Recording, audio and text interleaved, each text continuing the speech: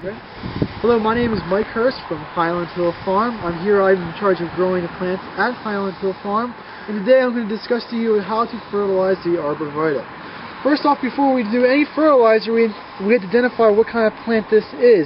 And just with about all Arborvitaes, they are considered to be an indeterminate plant.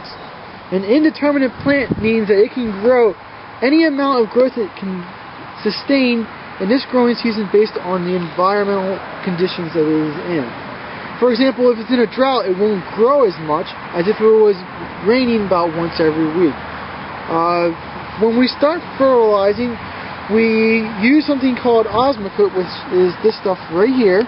This is a pelletized slow-release fertilizer, and our concentrate is 17-17-17. When we apply the fertilizer, we just dump it into our hands, kind of just like this. And we go over and we just do a light application just to the surface of the plant, just kind of like that. We don't need to put a lot on because there's enough in here for the plant to survive. And we just spread it around just like that. Not a lot.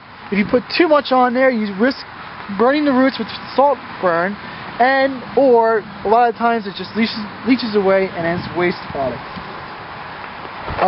With fertilizing plants, it is important for greenery and for growth, but predominantly the number one factor that plants have for growth is the amount of water, either too much or too little.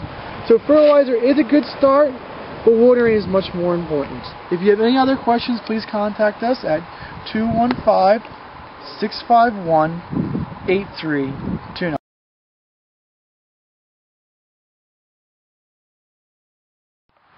Do you need a deer-resistant windbreak or barrier that's going to help you save energy by cutting winter heating costs?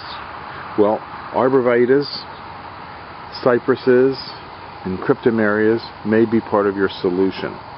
Many Arborvitaes are really eaten hard by deer. That variety is usually called the American Arborvitae, or one of the cultivars known as the emerald green, and they do get eaten very badly. But some cultivars don't get eaten as much, and this is one of them. It's a cultivar called a green giant Arborvitae. It's a very fast grower, and the deer don't like it because it has a bitter taste. The same thing happens with the Highland cypress. It's a fast-growing cypress, and it is deer-resistant. Another one is the cryptomeria. This is Cryptomeria yoshino. It offers very good deer resistance. Now, these plants are really good for windbreaks and barriers because they grow exceptionally fast. They can grow 3 feet a year. And again, we have different varieties. This is a green giant. Now, this is another type. This is called the Western Red Cedar Zebrina. So as you can see, we grow quite a few of them. These are just a small batch of what we grow here at Highland Hill Farm. And of course, we have the deer ravaged and really eaten hard, the emerald green. And we grow thousands of them, so we're not going to run out of stock here. And this is Bill. He's our irrigation expert. How's it going today, Bill? Checking things out. Okay. Everything in this nursery is under drip irrigation, and when we install a windbreak or a hedge for you, we always put in this if there's enough trees in the order to warrant it. You can't water 50 trees at a time with a garden hose. It just doesn't work. And the survival rate increases dramatically when you use this drip irrigation line. So we include that in most of our jobs for free because we want to make sure the trees grow for you. And as you can see, we have quite a few thousands of trees here at Highland Hill Farm. And we ship them all up and down the East Coast. And on this particular farm in Fountainville, we have about 22 acres. And as you can see, all the trees are very nice and uniform. We try and have a uniform product for people. And these are some larger green giants in pots. I don't recommend them, but some people want them because they're easier to plant. We prefer to sell a balled and burlap product for the green giant if it's like over 3, 4, 5 feet. These 3-foot green giants in here are easy to plant, and that's a good selection. But when you get a little bit larger, you should go to the balled and burlapped. These are white pines, another fast-growing cultivar for windbreaks and hedges. But the problem with white pine is it can be eaten by deer, and you can see the lower branches are sort of deer ravaged here at Highland Hill Farm. Because we have thousands of deer around here. This is in an area where there's a big park. and the park has a lot of deer. This is some of our equipment that we deliver with.